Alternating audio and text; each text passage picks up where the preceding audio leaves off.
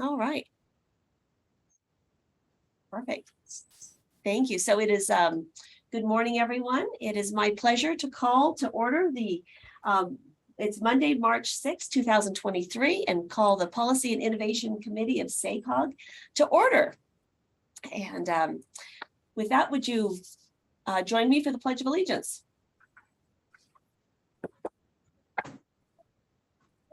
Hand of your heart, ready, begin. I pledge allegiance to the flag of the United States of America and to the republic for which it stands, one nation, under God, indivisible, visible, with liberty and justice for all. for all. Good way to start a Monday morning. May we have the roll call, please? Sure. Good morning. Just a few housekeeping announcements before we do the roll call. This meeting is being recorded and streamed over the internet. For members of the public, we accept and encourage public comment and have provided options that are listed at the top of this meeting agenda. For our committee members, thanks for joining us today. Please mute your devices when you're not speaking and use the raise hand feature in Zoom should you wish to comment. Okay, directors, when I call your name, please indicate your presence. Director Desmond, absent. Dowden Calvillo. Present. Howdeshell, absent. Zaragoza. Here.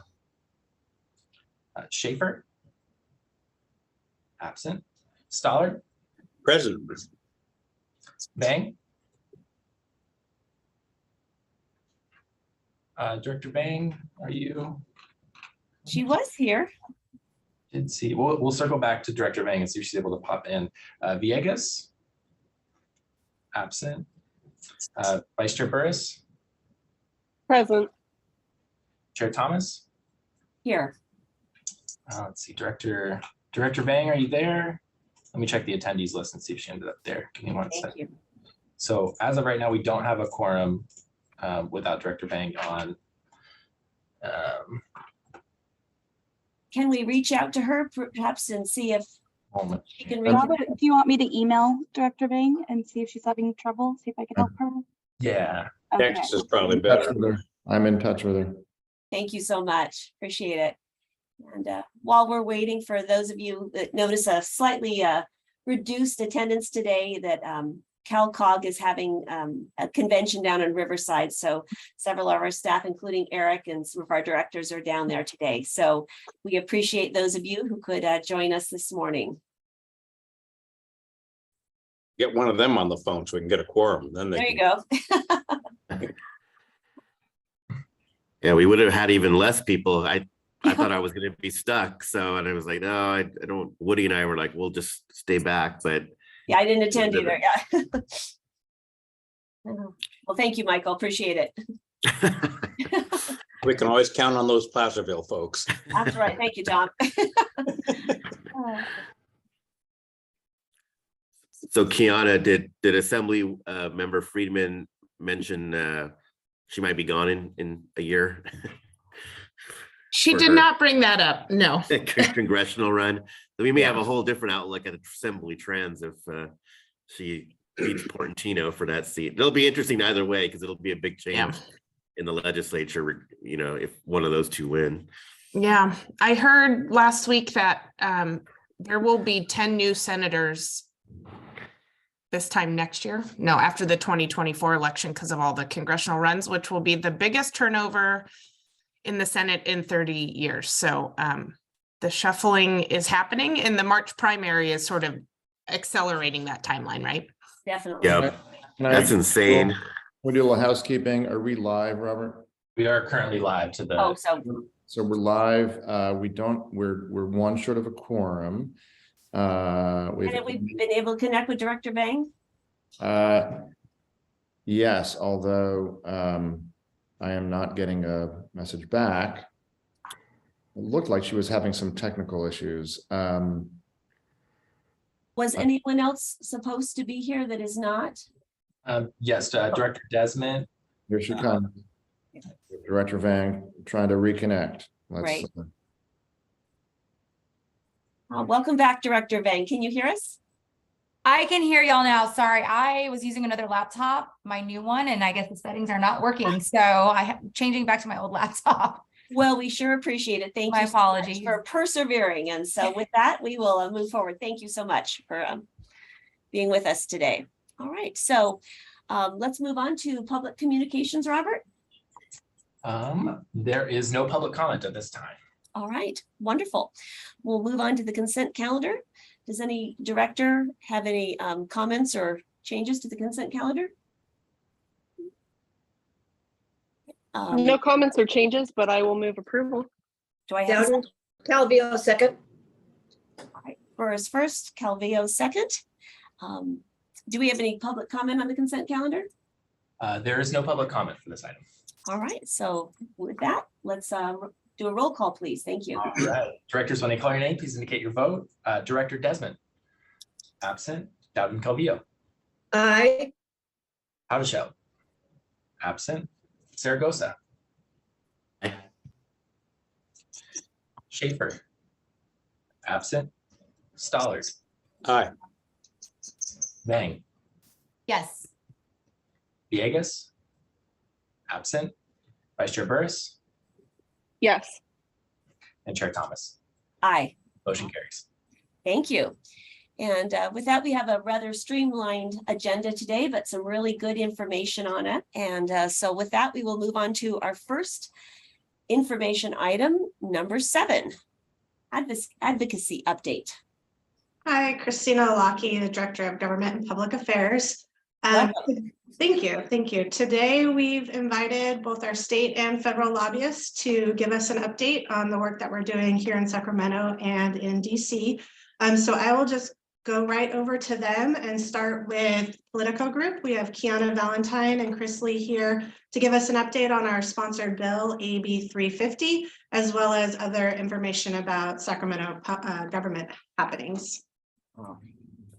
Kiana, good morning, everyone. welcome. Good morning. I think Kiana is going to share the slides and I'll kick this off. Great. Again, Chris Lee, Politico Group, SACOG's state contract lobbyist, along with Kiana Valentine. Can't talk this morning. Next slide. Wanted to talk about a few things with you this morning, as Christina mentioned, kick it off with updates on AB 350, sponsored by SACOG. Provide a legislative update, really talk about some of the key themes that we're seeing at this really early point in the legislative session. We've highlighted here the really 5 key areas where there's a lot of interest related to core issues for the Sacramento Area Council of Governments, and then talk a little bit about some oversight hearings that have been going on and developments on the state budget. So AB 350. So biggest thing for this is we are now scheduled for our first committee hearing. And so that will be held, I can't believe it's next week, but Monday, March 13th. To get in the analysis to be listed as an official supporter of the bill, letters for that are due by noon today. And we've already got a pretty good lineup of regional folks, local government, business, our partners in the San Joaquin County Council of Governments, and some of the regional rail associations. So there's a really great lineup of supporters that's already come together there. We've been meeting with the committee staff, and they've had some technical questions about the bill, but so far haven't raised any significant policy issues. We just want to work out some details, and have already committed that we're going to be working with the administration, working with the Air Resources Board and others throughout the process to address any concerns that might come up. But so far it's looking like a good pathway forward for the bill. Will be the 4th bill up. That's the first hearing of the year at the Assembly Transportation Committee. And so that's a great position to be in at this point in the session. As I think we might have mentioned last time we talked to you, the bill did get double referred. So 2 different policy committees in the Assembly are going to take a look at it. And so pending passage in the Assembly Transportation Committee, we'd likely go to the Assembly Natural Resources Committee. And the key issue there is just one minor provision of the bill, where again, it's a technical tweak, but we're basically saying that actions taken to adopt the MTP in 2023 won't constitute a project under CEQA. So they want to make sure that we're having a policy discussion about the need for that provision and taking a close look at that.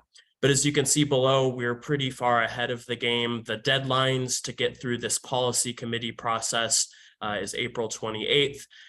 This is a fiscal bill. There's conceivably fiscal impacts to the state. And so we'll have to be heard in the appropriations committee. That deadline isn't until May 19th. So have appreciated all the outreach that you've been doing to groups that you work with in the region and elsewhere. And those support letters really help. And we'll keep you apprised as we go through the committee process.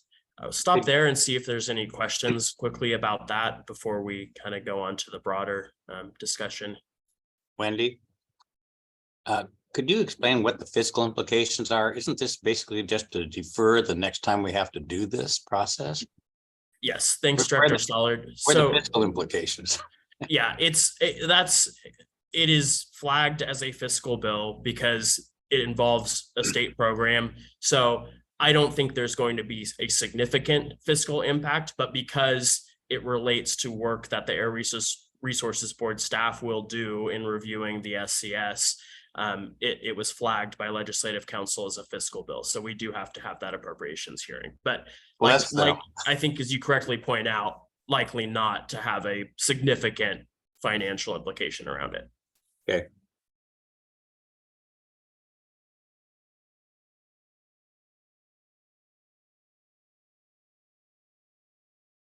All right, seeing no other questions, we'll kind of pivot to a broader legislative update here. The bill introduction deadline was February 17th. Over 2,700 bills were introduced. That's more than in many recent years. I think the high water mark was something like 2019 for one house and a few years before that for the others. But collectively, I think it hasn't had this many bills under consideration by the legislature for like a decade. We've gone through that list. There's a lot of spotty bills, intent language, things that there just aren't much detail to, but we flagged about 135 bills for closer review with SACOG staff.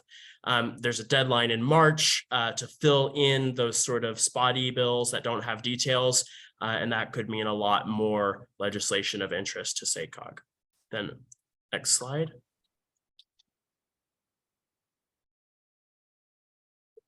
Okay, I think I have advanced the slide and unmuted myself. So I'm going to take over from here. Thanks, Chris. As Chris mentioned at the start of the presentation, we reviewed all 2,744 measures to be exact. That is an astronomical number. And a number of key themes sort of became apparent as we were looking at bills of interest to SACOG. The first being regional transportation planning and climate. We've already discussed Assemblymember Friedman's bills AB6 and AB7 in past meetings, and we'll touch on those a little bit again this morning. A number of bills mucking about in the housing land use connection, if you will, implications for SCS development there. Transportation equity continues to be a key theme that the legislature is focused on. That was something that really sort of picked up momentum and steam last year in clean transportation investments in zero emission vehicle infrastructure and refueling. Bond acts, which we think is a potential exciting news source that we should be focusing on in the coming two-year session as it relates to the infrastructure necessary to make progress on SCS implementation and GHG reductions.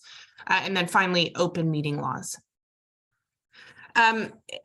Recall AB6 and AB7 are two of Assemblymember Friedman's spot bills, and she has convened a working group of approximately 30 different stakeholders, including representation. I sit on that committee, CalCog, Self-Help Counties Coalition, CSAC, the League, all of the sort of statewide and regional focused organizations that are your advocates collectively in Sacramento, to try to flesh out what those bills should look like.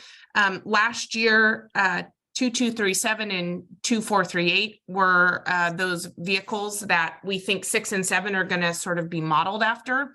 But Assemblymember Friedman in these working group processes has indicated she is wants to work more collaboratively with all of the impacted stakeholders to try to figure out more successful pathways for those vehicles to sort of work on the types of projects that SCSs should advance first, if you will, in trying to focus investments on infill infrastructure to help unlock housing and again, sort of make more concentrated infill development and reduce VMT at the local level. The working group that was convened on February 9th turned into 3 subgroups, focusing on smart growth, another focusing on jobs, and then a third focusing on equity. Those working groups are meeting from 1 to 4 p.m. every Thursday from now until we get bills, till the end of the session, potentially into next year. And so we are in constant communication with Christina, with James, with the SACOG team about the progress that we're making in those areas. They just kicked off last week, so we've just had 1 round of subcommittees. I can tell you, sitting on the smart growth subgroup, there has been a lot of focus, and I think starting to really make headway with Assemblymember Friedman and her staff about that connection between housing, infill infrastructure, unlocking land so that you can naturally reduce GHGs and VMTs by virtue of folks not having to drive so far or transit all of a sudden becoming bicycle and pedestrian modes, right? Becoming more feasible and meaningful opportunities to move about. Director Stollard, I saw you came off mute. I just thought I'd pause to make sure if you had a question. I don't even see a raise hand option on my screen, so I'm sorry about that. No. As I recall, Cal Cities has been pretty much opposing this kind of legislation. Is that still their posture? I think folks are concerned about the potential direction these bills could go on based on the bills in print last year. 2237 specifically was very limiting, tried to reduce local flexibility, tried to reduce the types of things self-help counties could put in their measures. And depending on where you sit, that could be positive or negative. And so from a Cal Cities perspective, there was a lot of concern about that. It's the principle of the state dictating to us land use responsibilities that's very offensive to many of us. I mean, even if this is quote unquote good public policy, I would rather jurisdictions be encouraged through incentives to do good public planning, not through mandate. So I'm just putting that out there for the committee. Thank you. Yeah, I agree, Director Stollard. I see Director Dowden Calvillo has her hand up.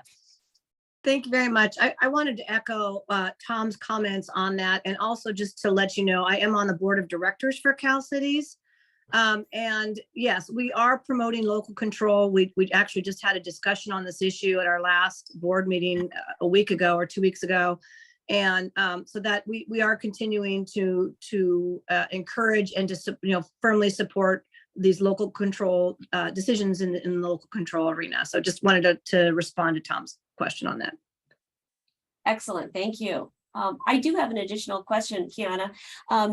Is there any discussion with or from Friedman on smart growth strategies within rural regions? Or is she trying to perhaps apply a one-size-fits-all broad brush to this? I think there seems to be a greater understanding this time around, from my perspective, of the diversity across the state, and that solutions in rural areas look different than suburban areas, then look different than urban areas. That was a topic as we mentioned the CalCog conference at the opening session last night that was discussed, and your counterparts provided a lot of different challenges that exist across the types of communities. And so I am optimistic that there is a recognition that there needs to be differentiation in the types of policies or standards that different types of communities are trying to plan for. Time will tell. That is certainly a message that we continue to make. And all of the coalition of partners that we are so closely aligned with, right? Cal Cities, CSAC, CalCog, and even the infill builders in CBIA are making these points. So really, it's been a very cohesive sort of message to Friedman thus far in the process. Well, I'm glad those at least discussions are continuing to grow. Director Saragosa. Thank you, Madam Chair. A question on, is the language still, I guess, are they still discussing the local sales tax measures sort of conforming to the MTP for areas? I think that was in last year's legislation. And I'm just wondering if that's still out there. Obviously, that was, I'm sure, a point of contention as well for local jurisdictions looking to pass sales tax measures and how that might, whether that, plays into an MTP or not. That specific solution has not come up directly in the conversation to date, at least for those meetings that I've sat in, which is, I think, a majority of them. The collective we, if you will, all the interests representing SACOG and its cities and counties and communities have tried to make very clear it is less about limiting specific types of transportation projects and more about supporting jurisdictions, again, in infill infrastructure, in building the housing that delivers those VMT and GHG reductions more quickly. Merely saying no more single occupancy vehicle capacity on, Interstate 5, that is going to produce, say you implemented that sort of policy, that's going to produce fewer GHG VMT reductions than unlocking hundreds and hundreds of units of affordable and mixed use housing development, right? And so thus far, we have avoided a direct conversation about that specific issue. She is well aware of the very significant and broad opposition to that proposal last year. Understood. Thank you. Appreciate that. Yeah. Mm-hmm. Any other questions? All right, looks like Okay. we're good. Thank you, Kiana. You're welcome. I think I'll try to go over the next few categories or themes of bills rather quickly, mostly because, as Chris pointed out, a majority of these vehicles are still in spot bill form, or they merely state an intent.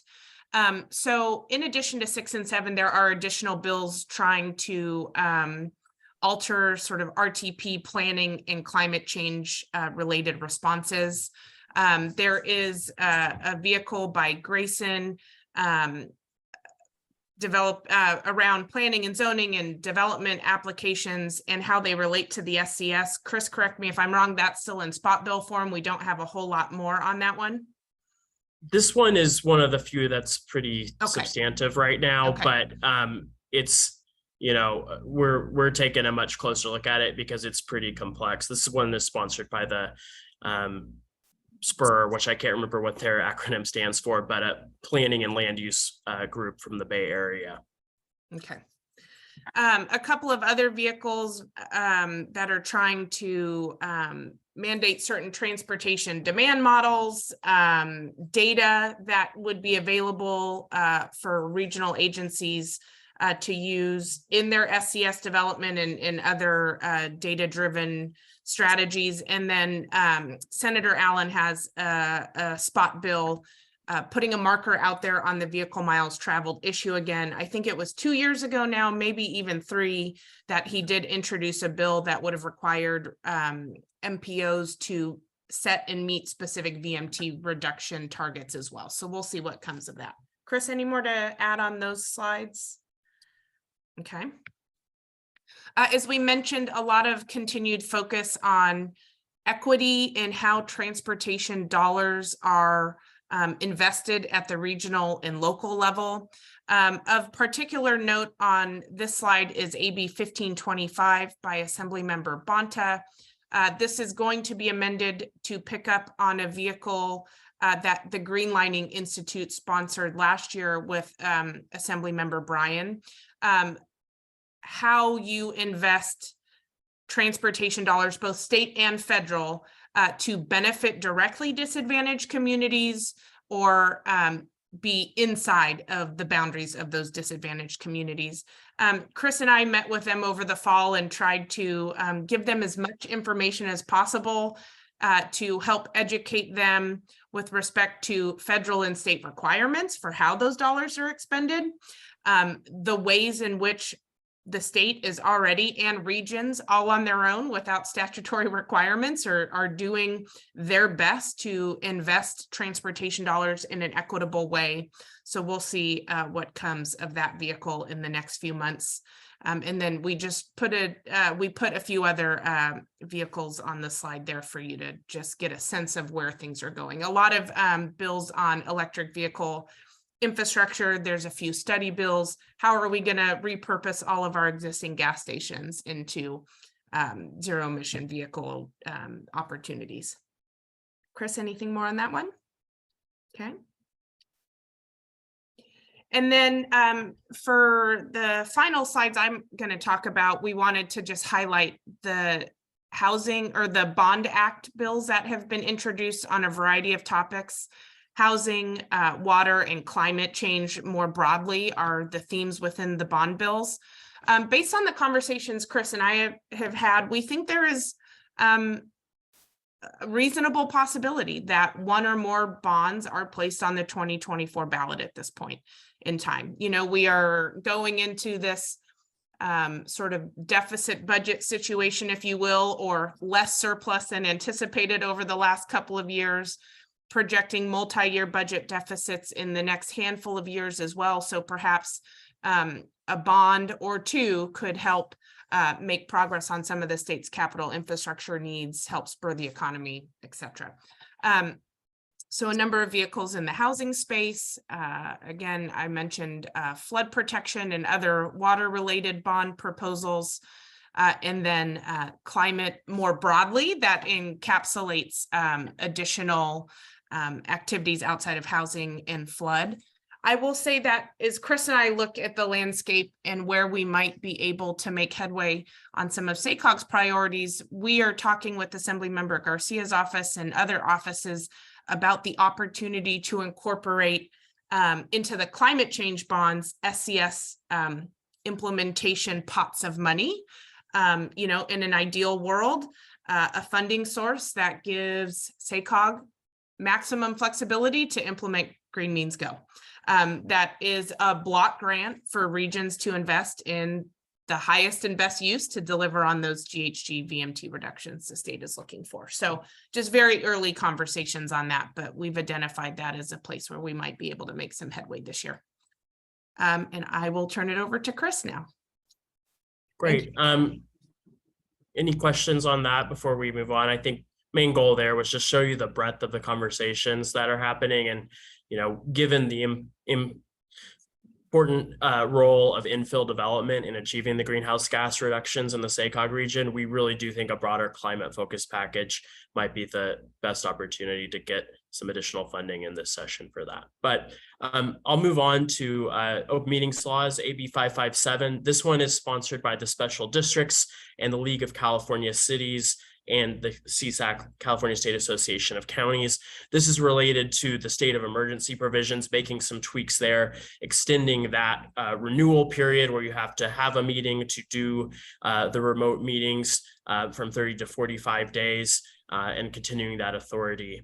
AB 817, this is a spot bill, but it is sponsored by the California Association of Recreation and Parks Districts and the League of California Cities. And this is for local boards, commission, and subcommittees, basically entities that are not a legislative body, allowing them to have remote meetings and participation. 1348 was on here. This is kind of the struggle at this time of year. It is a spot bill in the open meetings law in the Brown Act, but they're not going to pursue legislation there. SB 411 is currently drafted really broadly, authorizing legislative bodies with appointed membership to meet remotely. But as our understanding from reaching out to the office that their actual intent is much more narrow, really focused on basically general plan sort of community advisory committees in the city of Los Angeles. So we're not entirely sure if they are just strategically starting out with a really broad, if they intend to narrow it or not, but we're going to keep an eye on that.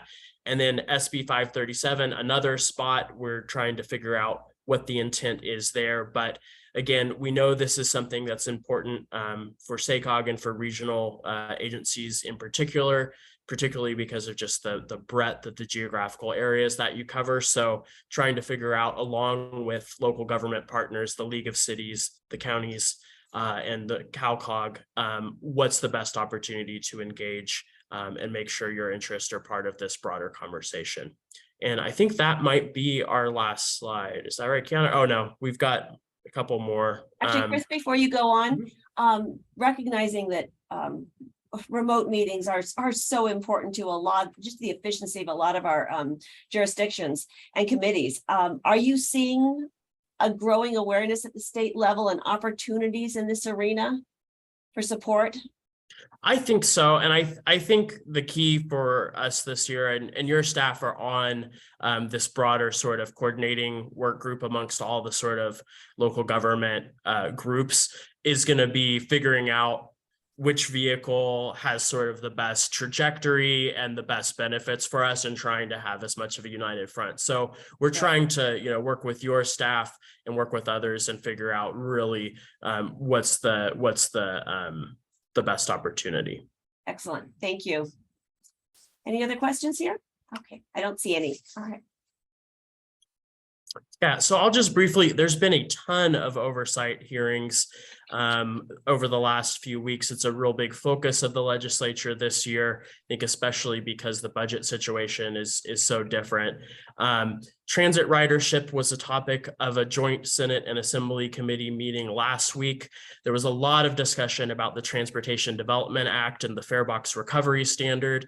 As you know, the California Transit Association really wants to back away from that.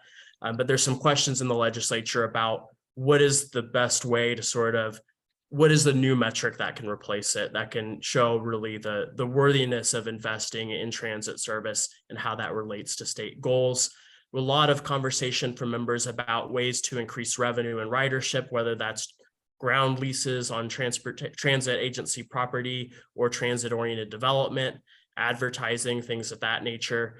Talking about supportive land use policies and funding programs, and then a lot of discussion about the governor's budget proposals that we talked about with you last month. As you know, there's a delay and a cut in transit capital funding. When we were in the budget situation we were in a couple of years ago, there was a really big impetus to invest in capital because it got the state out from under the GAN limit, the state appropriations limit. I think there's questions being posed now about whether some of that funding could be repurposed for operations, given the lack of federal funding after the emergency assistance related to the CARES Act and other COVID-related vehicles is expired. And then what does this transit capital cut mean to broader goals for the state to, shift travel to transit? The housing committees held a similar joint hearing last week. A lot of continued talk about accountability and local planning. And then what were the outcomes of the streamlining measures that the state has passed? And one that is going to be a huge discussion this year is going to be reauthorization of SB 35 from 2017. So that created a streamlined approval process for qualifying housing projects. And a lot of the debate about that has really been about what are the labor standards that should apply when the state is saying this type of development is streamlined or not? So that one doesn't actually expire for a couple more years, but they're doing the reauthorization of it early, and it looks to be a pretty significant both political and policy discussion on that front this year. But just want to talk a little bit about those. That might actually be the last slide. Is that right, Kiana? There we go. All right, excellent. Thank you so much, Chris. Are there any further questions for either Kiana or Chris?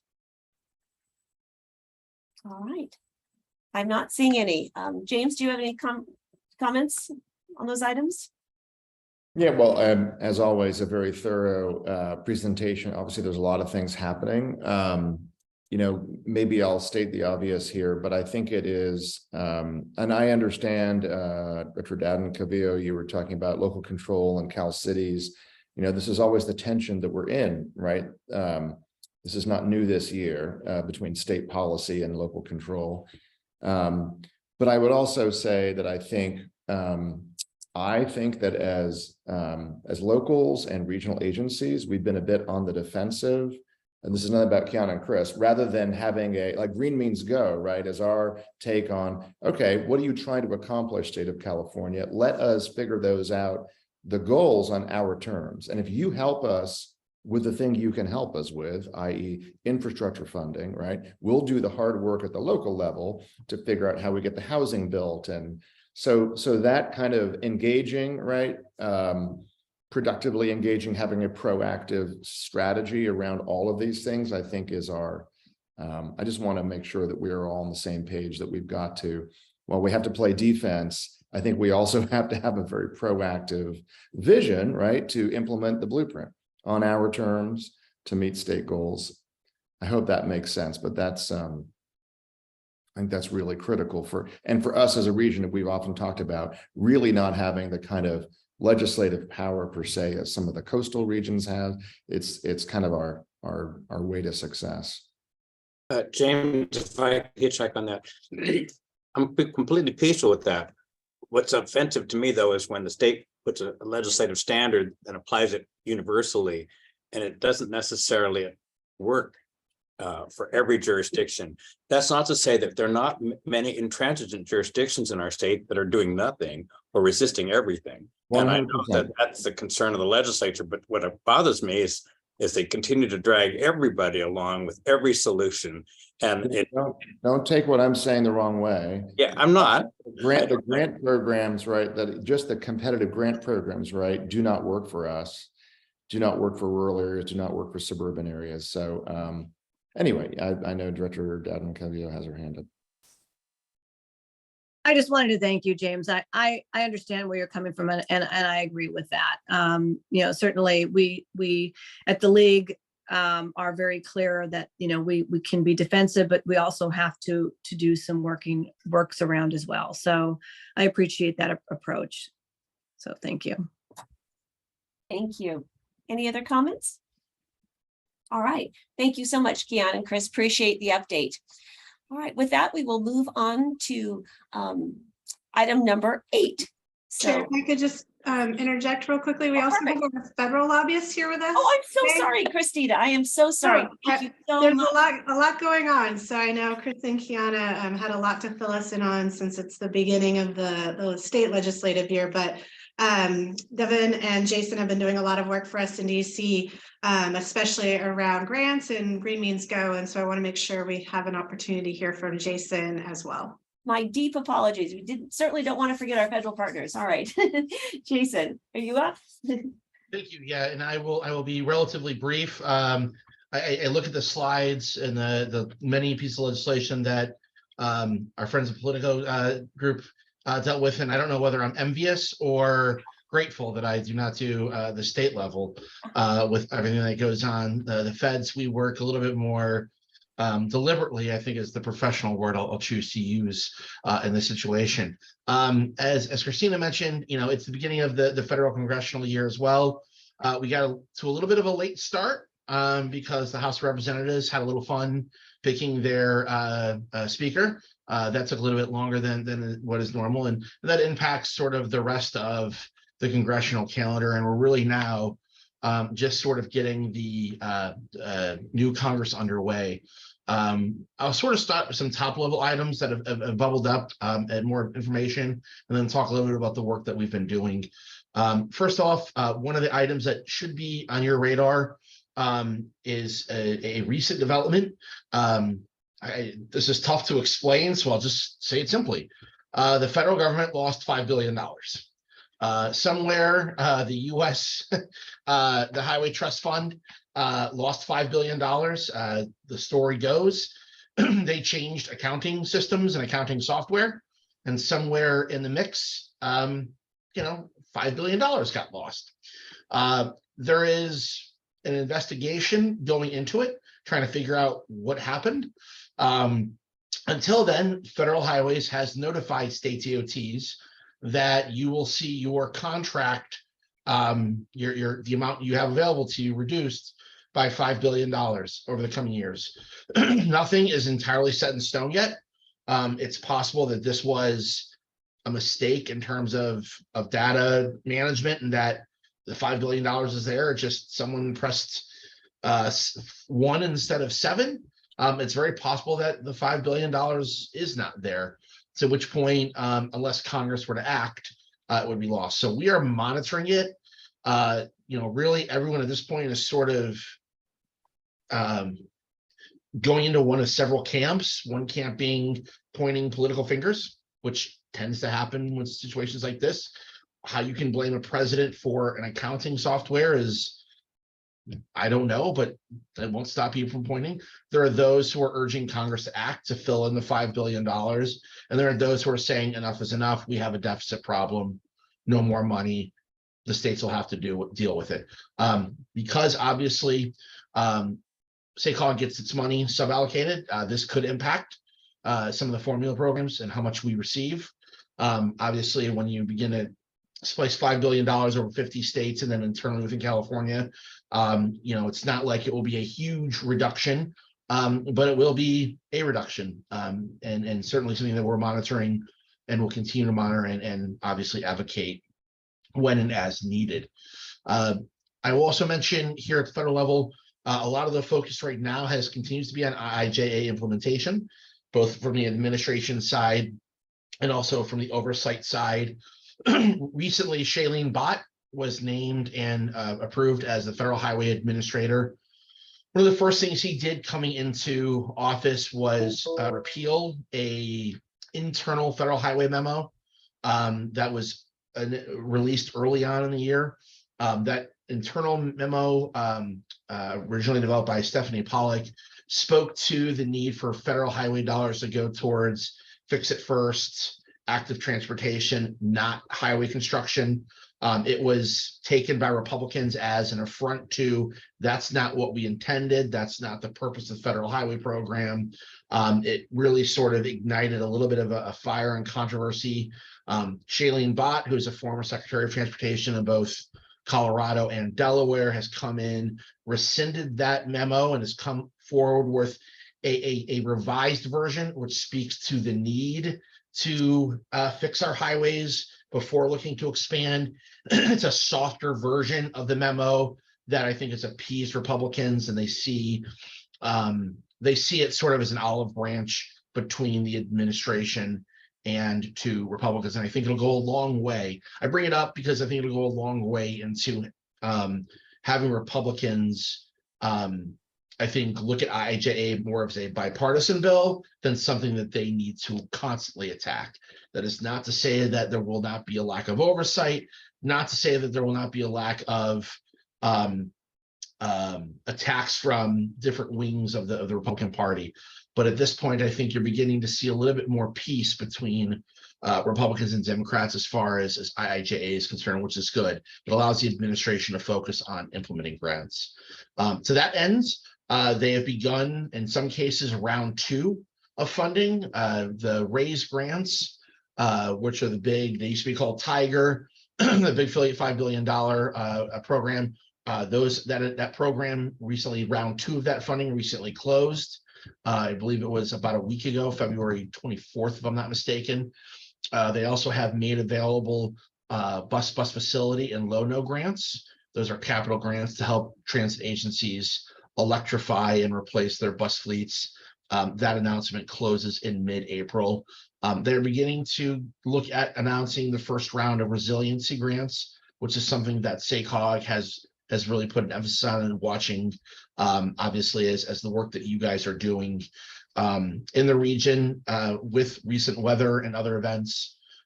Certainly an opportunity for the region to go after grants for a number of your resiliency projects, and working with SACOG staff on schedule and when that will be coming out. In terms of things that we're working on, our big focus again is in many ways having as many grants as possible to the area, as well as making it easier to implement Green Means Go. James was in town earlier this winter for a conference, and we were able to steal a few hours of his time to go and meet with the different administrations, DOT, HUD, EPA, and the new energy office, the joint energy of transportation and energy, with one simple voice. We're trying to do something here. I think what we'll see in a lot of the programs are giving resources and technical capabilities for other regions to do the hard work that you've already done. And that is to come together to agree across a region on a path forward, whether you're urban, rural, suburban. These are things that you guys have accomplished. It's not been easy, but you're ready to implement. The challenge is many of your sibling regions are still at a point of trying to figure out how do we get together. So one of our real main concerns and voices is we have come together. Now we just need the funding to execute. And of course, one of the challenges with all of that is always that water money comes through this, transit money comes through this pipeline, and then somehow you've got to make it all come together. And when you really come down to it, it's 6 or 7 pots of money that have 6 or 7 timelines, 6 or 7 processes, and it becomes incredibly challenging from a federal level. One of the things we're working to do is to help simplify that. And we think, in fact, this is news, maybe even to James, we think we have a path forward. We've been working very closely with EPA. They have several pots of money that are made available to deal with carbon reduction and climate assistance. We were recently notified that a $5 billion pot of money called EPA Climate Impact Reduction Program would be a great spot for a Green Means Go grant project. The way the program is set up is a catch-all. So everything from cleaning up electronics to better land use and using the dollars for improving brownfields, et cetera, will be eligible. And we were told that over the weekend that yes, everything you'd want to do with Green Means Go will likely be eligible under this new EPA program. So that is a $5 billion pot. What they've made available right now are planning grants. Again, you've done that planning. So what we are working on with EPA, and we're meeting with them tomorrow, is to discuss, we've done the planning that you want to fund. Do we have to go through it in a pro forma way just to say you've checked the box and we're on the list? Or can you take the plans and the work that we've done, and can that be acceptable to move on to the implementation side of the program? But long story short, we have a pot of money that was crafted in the IRA bill, the Inflation Reduction Act, that we believe could serve as a funding source for Green Means Go in one form or another. At the same time, we're also going through the appropriation process this year. For those of you who are not familiar, there will be earmarks again. Many agencies or many offices have deadlines that are coming up. Senator Padilla's is actually last week. I believe Senator Feinstein's is this week, if I'm not mistaken. The House will likely be throughout March. But we're also looking at a programmatic earmark. One of our hopes is that within some of the federal, the IIJA transportation dollars that are focused on transit-oriented development, that the dollars can be used flexibly. So working with Senator Feinstein's office on including language that would create clear congressional intent that the dollars allocated could be used for Green Means Go. And we're actually hoping that some of the dollars will be set aside to do that, where we would have to compete for them, but a pot of money that would sort of mimic Green Means Go. And we would go after that funding. I believe that's it. I'm sure there's a lot more, but that's the high notes, and everything else is included in our monthly reports that we submit to this committee. So with that, I'll stop. Ask James and Christina if there's anything glaring that I forgot. Usually Devin does these. She's much better at this. I don't know what they were thinking, giving her the day off and letting me do the talking, but I will stop there. Jason, you did a great job, other than the $5 billion that's lost somewhere in the Sorry about that. Yeah, unknown region. it's a question somewhere. Not going to hold you fault for that. I hope not. That's crazy. Christina, James, any other comments on our federal legislation? Just one last general comment. Thanks to everyone who's filled out our survey on the relationships you have with our state and federal elected officials. It's extremely helpful as we go through the advocacy process. So for those of you who have not filled that out yet and need the link, please let me or James or anyone at SACOG know. We can send it over to you. And that's it. Thank you. Thank you for that helpful reminder. And I see Director Vegas just joined us, so welcome. Glad you're with us. And thank you again, Jason. I happened to be back in Washington, D.C. this last week for the El Dorado Water Agency. And boy, I think D.C. is hopping right now with the deadlines for appropriations and earmarks quickly approaching. So it was nice to see D.C. back in full swing. All the foot traffic, I got to get better shoes. On my back, it's been rough. Yeah, I ruined my feet last week too. So, all right. Well, thank you for being with us. Okay. So with that, we will move on to item 8 on the blueprint update. AJ, good morning. Hi, good morning. Thank you for having me. We're bringing just a quick information item on all of our blueprint outreach activities of all our committees.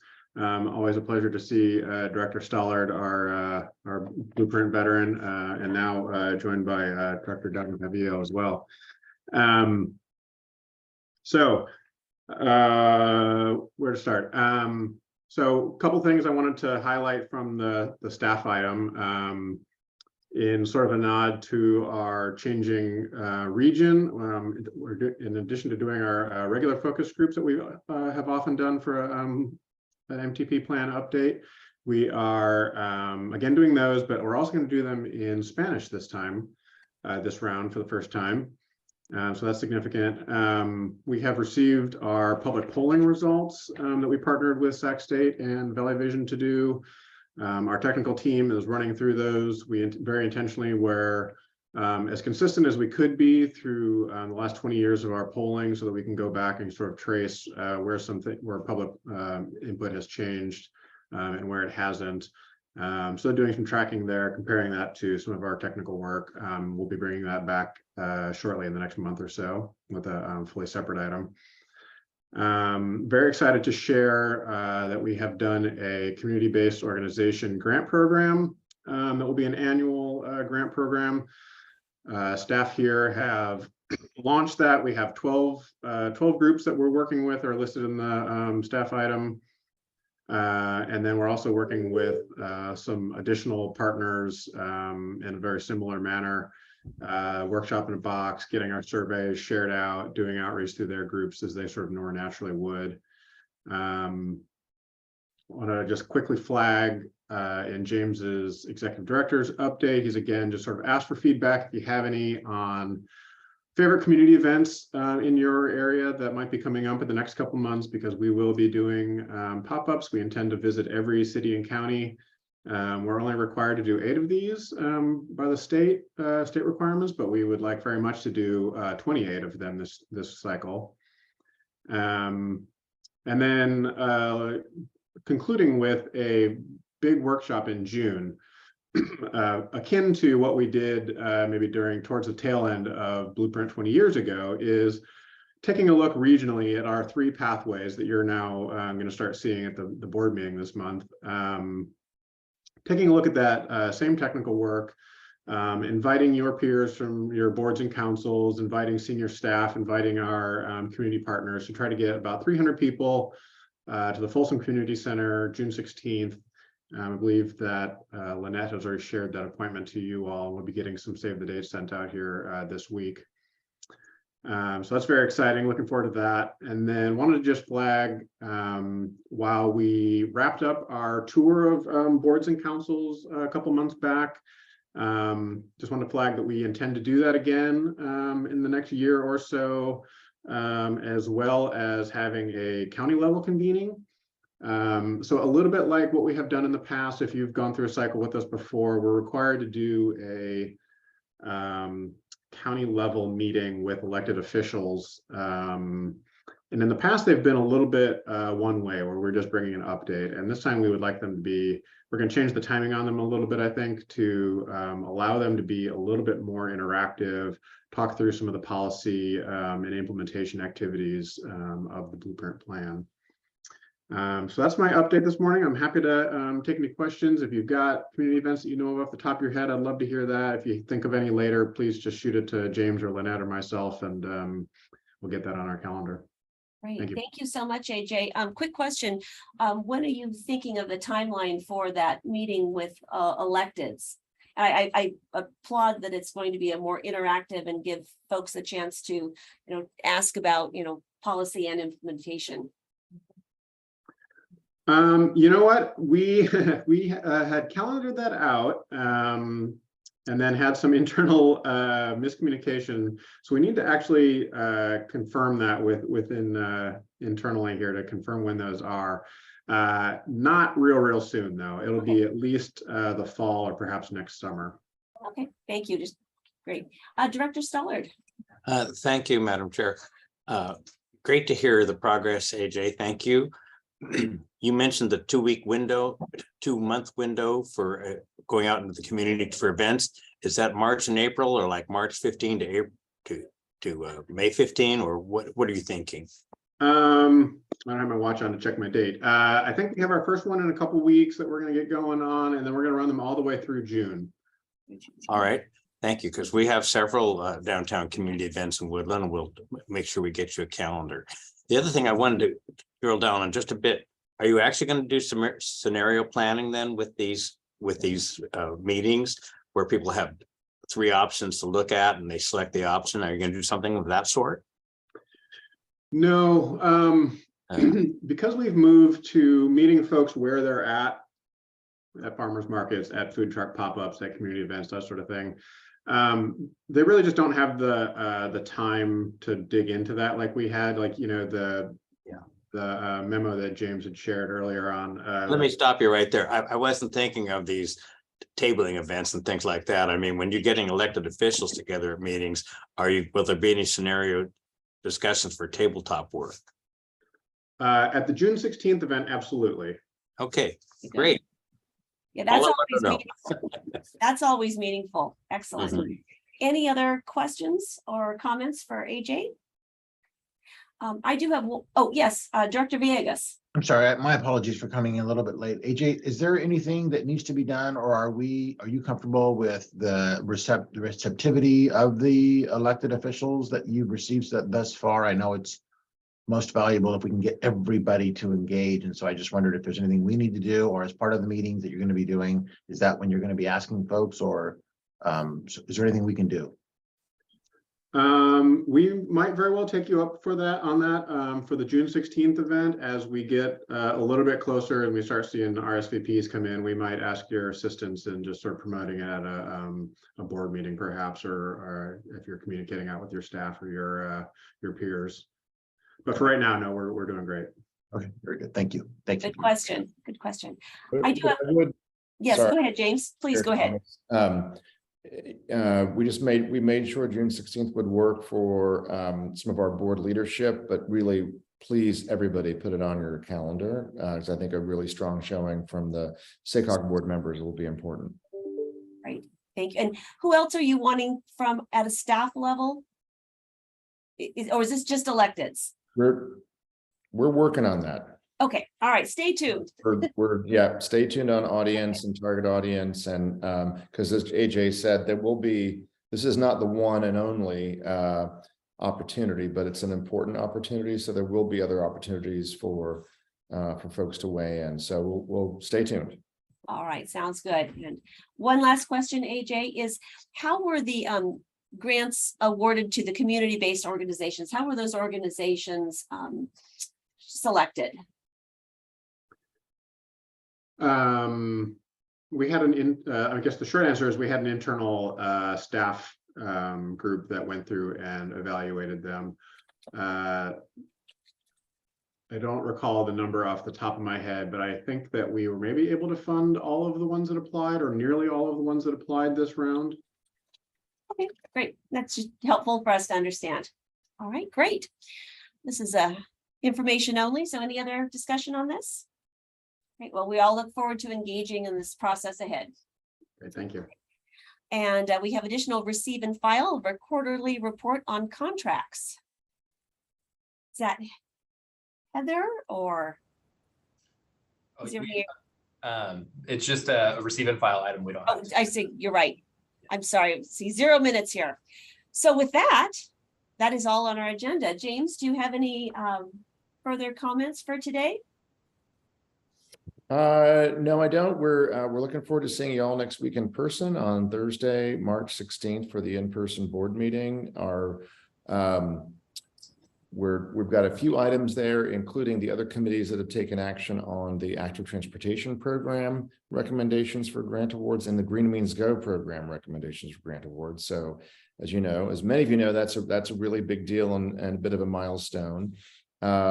We are going to try to fit in, because we had a really good discussion on Thursday, speaking of scenarios, presentation from Dov Caden on the initial sort of these different land use pathway scenarios, kind of growth forecasts for the future. With a lot of information, we'll probably have to shrink that down a little bit if we can make that work. And then our board workshop will be on tolling and express lanes. The Transportation Committee got a great presentation from Autumn Bernstein, the head of the Yolo Transportation District, on the Yolo Causeway, which may be the first project in our region. Because we have no toll lanes or toll bridges anywhere in our region. We're probably the biggest region in the United States without any toll facilities, which, by the way, are not a new idea. It was actually the original way we were building transportation for the 1700s and 1800s and early 1900s. But we've got two great speakers coming in and talking about managed lanes, express lanes, toll facilities, how they're used in other places, why they're important. What the key things to think about, because again, with the Yolo Causeway, but also really the I-80 corridor, it's a corridor that we have to get right. And it's a classic one for regional cooperation, inter-county cooperation, and frankly, mega region cooperation. So looking forward to that workshop. We've got two great speakers for you next Thursday. Jim, if I could add something, James, if I could add something to that. We had to push Caltrans to do this. Did you know that? I mean, they did not go willingly. And the fact is, Solano County just down the road is doing the exact same thing. And we had to push them into doing it. So it's unfortunate, but we've got to find a way forward to try new things that work. You've showed us all these wonderful ideas on these trips to DC and Maryland. We haven't yet got any of them going here. So let's get something going. Thank you. Thank you, Director Stollard. Director Zaragoza. Oops, you're on mute, Michael. There you go. After 3 years, you think I figured this out. No, I just wanted to highlight, I had a chance to go see Senator, our new state senator for our area, at least, Senator Maria Alvarado Gil with SACOG staff. I want to thank our lobbyist team for help setting that up, and just so that we had a chance to introduce ourselves to the new member and talk a little bit about some of the priorities for SACOG and what we're doing, Green Means Go, and as well as our legislation with Assembly Member Aguiar Curie. So that was great. And then just wanted to underline what James mentioned earlier in terms of, and this goes back to the bills that are out there, and things that the state tries to always do this top-down approach. But I think it really is incumbent upon us, and especially in this committee, policy and innovation, where we need to innovate. And so that we aren't getting, if you're not bringing something to the table with the legislature, they're going to be bringing it to you instead.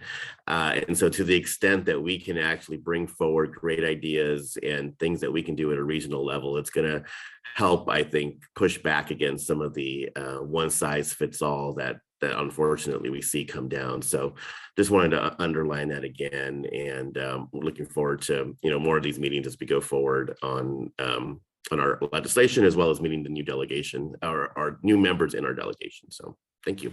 Well said, Director Zaragoza. Thank you. Sure, Thomas, do you mind if I just give you a couple more quick? Director Zaragoza reminded me, one of the things that we do as your Council of Governments is we convene all your city managers and county executives. That year kicks off, they follow typically that group follows the chair and vice chair roles on the board. So this year, Sacramento County is chairing and Placerville is vice chairing. But we had a great meeting last year to kick off the year. First time the managers had all been together in this forum in person since the pandemic. And we had the head of HCD, Housing Community Development, Gustavo Velasquez, come, and we had many managers show up. We invited their deputies, we invited their community development directors, economic directors, if you have them. But we had a great conversation on what this region is doing, the fact that we have by percentage ratio, more pro-housing designations in our region than anywhere else in California. So we are pro-housing and we're getting that recognition slowly from the state. We had a great conversation on why the grant programs don't work, why we are desperately trying to do as much as we can for more housing in the right places for the right income levels, but the grant programs are really tough. So excellent exchange. I just so you know, you got great staff. We also, we realized that after about 5 years, the last 5 years, we can count on maybe one hand how many managers, executives are still in those roles. So that's a lot of turnover, a lot of new staff, which is not a bad thing. So that's one. And then second, I know certainly in our land use committee, we've talked about housing. We've talked a lot about housing here. We don't talk as much at SACOG, although we think about, and all of you are on the front lines around homelessness and the unhoused. We have an interesting partnership with the Urban Land Institute, ULI, coming up, an event on March the 23rd. ULI is holding an event on delivery of what they call transitional housing, which is one strategy among many. But they are holding 40 spots for elected officials. And so in my executive director update, click on that link, RSVP, try to grab those spots while you can. And finally, as I'll just a reminder that next week's board meeting in our building, April board meeting in Roseville, the beginning of rotating board meetings around the region. Really happy to have Placer County and Roseville host the first one in April, on April 20th, right before Cap to Cap. So mark that on your calendars, give yourselves a bit more travel time, and looking forward to it. Well, thank you for those helpful reminders. I know I've signed up for the Urban Land Institute Transitional Housing Workshop, looking forward to that. So with that, look forward to seeing all of you next Thursday for the SACOG board meeting. And for those of you who are at the CalCog forum, enjoy that. And with that, I appreciate you being with us, and we are adjourned. Good morning, everyone. Bye-bye. Thank you. Good morning. Thank you. Bye-bye.